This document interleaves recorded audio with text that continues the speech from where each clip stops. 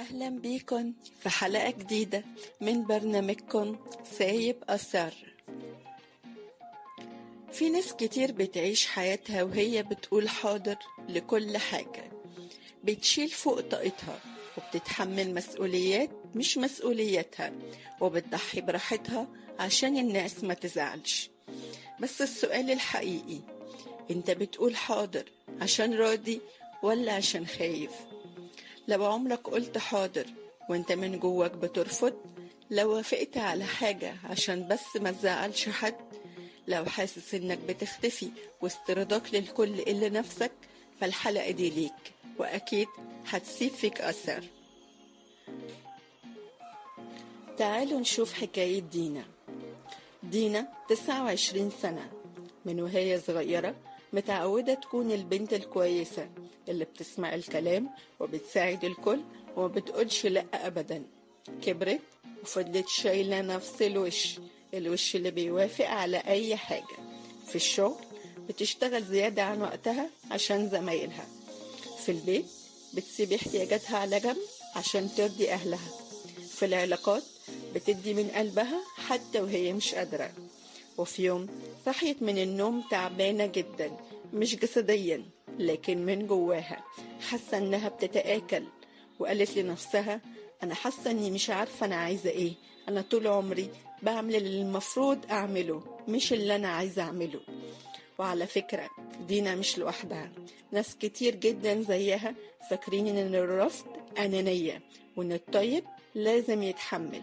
بس في الحقيقة الطيب اللي ما بيعرفش يقول لأ بينتهي بيه الحال تعبان ومهمل ومنهك. الخوف من الرفض أو من زعل الناس بيخلينا نختار الصمت بدل التعبير، والقبول بدل الرفض، وبنفتكر إننا لما نقول لأ معناها إننا ناس مش كويسة. لكن الحقيقة إنك تقول لأ أوقات كتير بيكون أكتر فعل فيه احترام لنفسك. لما تقول لأ لمهمة مش وقتها، أو لعلاقة مؤذية، أو حتى لخروجة مش حاببها، انت مش بترفض الناس، انت بس بتختار نفسك، وانت تستاهل انك تختار نفسك. انت مش مجبور تقول أيوة علشان تتحب. في اعتقاد شائع ومؤلم انك لازم تكون متاح دايما وموافق دايما عشان الناس تحبك. بس الحقيقة ان الحب الحقيقي مش مشروط. الحب الحقيقي يفهم حدودك، يحتوي رفضك، يشوف قيمتك حتى وانت بتقول انا مش قادر. لما تقول لا لشخص مش معناها انك ما بتحبوش، معناها انك كمان بتحب نفسك. اللي بيزعل من حدودك مش بيحبك، بيحتاجك، والفرق كبير. في لحظة بتحصل بتكون نقطة تحول، لحظة انك تقول فيها لا لأول مرة وتحس برعب، لكن في نفس الوقت براحة.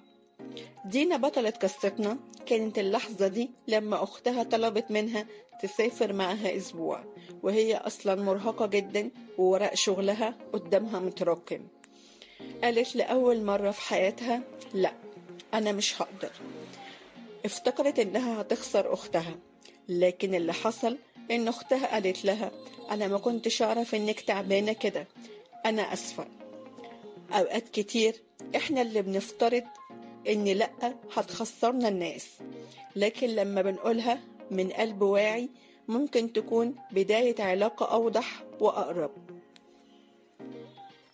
لما صاحبك يطلب تخرج وانت محتاج ترتاح، قول أنا محتاج وقت لنفسي، مش هقدر أخرج النهاردة. لما مديرك يزود عليك شغل مش بتاعك، قول أنا خلصت اللي عليا، محتاج وقت أرتاح قبل ما أبدأ حاجة جديدة. لما حد يعتدي على خصوصياتك، قول أنا بحبك بس في حاجات تخصني أنا بس.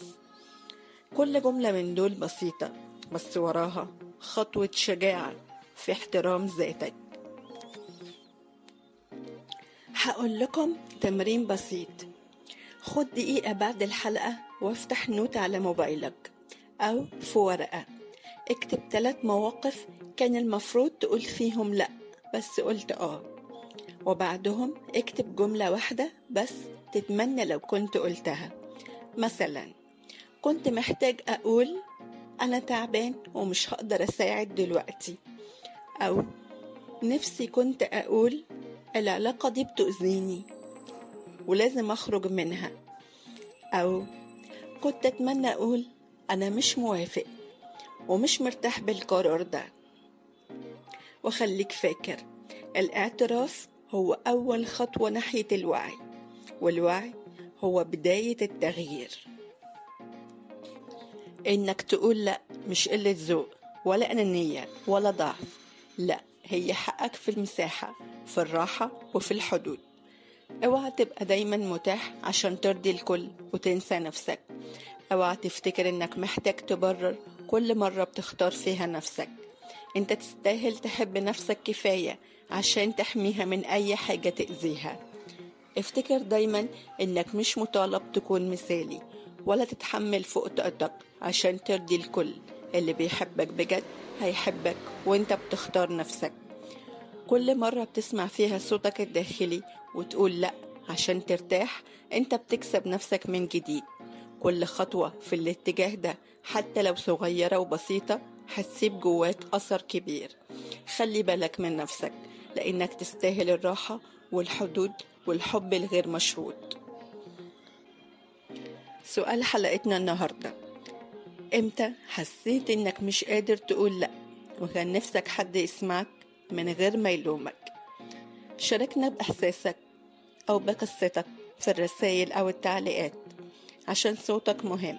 وافتكر إن كل مرة بتحكي فيها أو بتشارك فيها أنت مش بس بتخفف عن نفسك، أنت كمان بتفتح الباب لحد تاني كان حاسس إنه لوحده. مشاركتك مش قليلة ومش محتاجة إنها تكون مرتبة أو مثالية، المهم إنها تكون طالعة من قلبك.